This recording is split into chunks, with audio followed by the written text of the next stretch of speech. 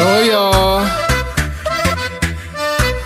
Mello ringer, nu är det dags. Packa vajan, vi kommer strax. Oj vad roligt att prova med. Sjungna lite på SVT. Våra liv väldigt stopp och ner. Då Sverige kora oss vinnare. 1, 2, 3, trauma. Vi ska vara bastu, om och på något smått och ha är bra. Men i Mello var vi som skräll och gick hem i stugorna. Bara bastu, hastut, skynda på, vi ska till ESC. Bara bastu ner. Vi ska vara bastu, om och på något smått och ha är bra.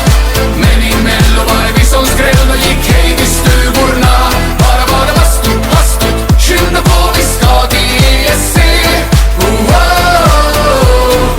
Bara bastu ner.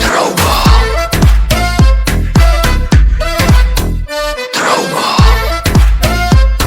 Ja, huva. Intervjuer mig i bilden och TikTok-dans och man gorkar du. Toppar oddsen, vi är nästan där. Perkele, vi kommer vinna här.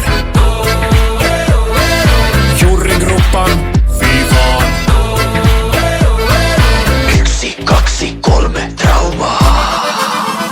Vi ska vara bastu, om och på något smått och ha är bra.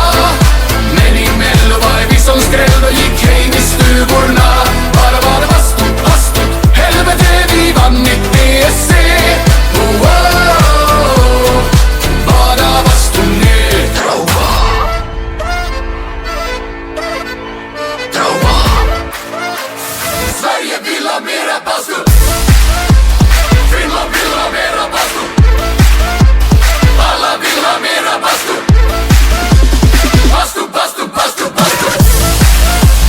Sverige vill ha mera bastu. Allsång på Skansen. Finland vill ha mera bastu. Sommarturné. Alla vill ha mera bastu. Linda Juhlat. Bastu. Reklam. Smid mina bastunivåer. Jag förstår att det kan ha varit jobbigt. Men nu är ju Eurovisionen över och ni är tillbaka i Finland. Vad ska ni göra nu när ni äntligen får vara lediga? Ja.